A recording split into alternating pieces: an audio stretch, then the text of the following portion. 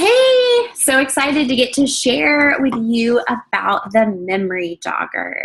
Okay, so the Memory Jogger is a place where you get to take all of these amazing thoughts and all of these just names that are swirling around in your mind of people that you love and people that you want to share this message with, and you get them in one place. I wish I could find from the last 7 years all of the random pieces of paper, sticky notes, napkins, random notebooks that I have written names down that have become a memory jogger.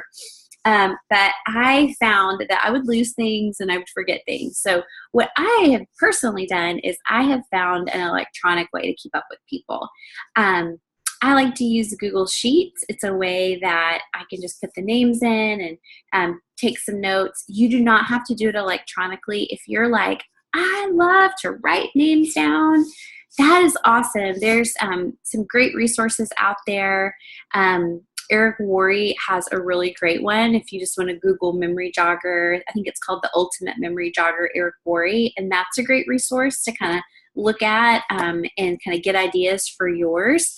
So you just have to create one that you're gonna always know where to find and always be able to add to, because it is an evolving document, and there's going to be people that we're going to love on and build a relationship with and share with for, sometimes it's days, sometimes it's weeks, sometimes it's years. So you want something that you can keep adding to and making notes to. Eric Worre says that the average is people need 8 exposures before they're ready to say yes. And at the beginning of your journey, they're not going to need that many. A lot of people are going to it's going to make sense because Juice Plus isn't some magical berry that was picked on the side of the Himalayan mountains. It is fruits and vegetables, and everyone knows they need those. So there's going to be a lot of people that just immediately say yes.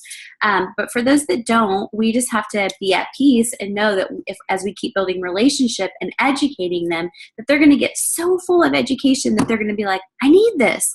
So for me personally, I like to have on my memory jogger the name, and then on my Google Sheet, I have some spaces, 8 different spaces. So I'm keeping track of events I'm inviting them to, messages I'm sending to them.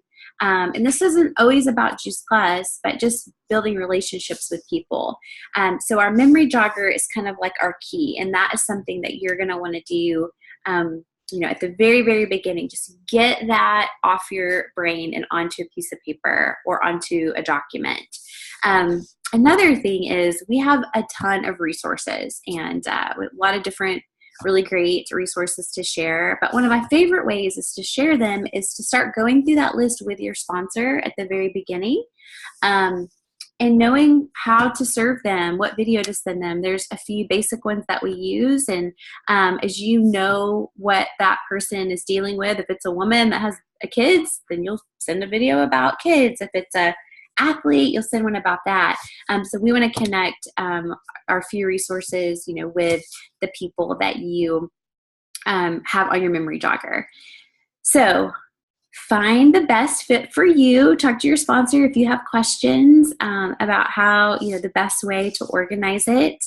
And we're just so excited for you to go out and impact a lot of people that are on your memory jogger. And what's really cool, I've been in the business 7 years, and 7 years later, I look back at my old memory joggers that I found, and I'm like, oh, that's a customer, that's a customer, that's a customer, that's a team member, that's a team member, that's a team member.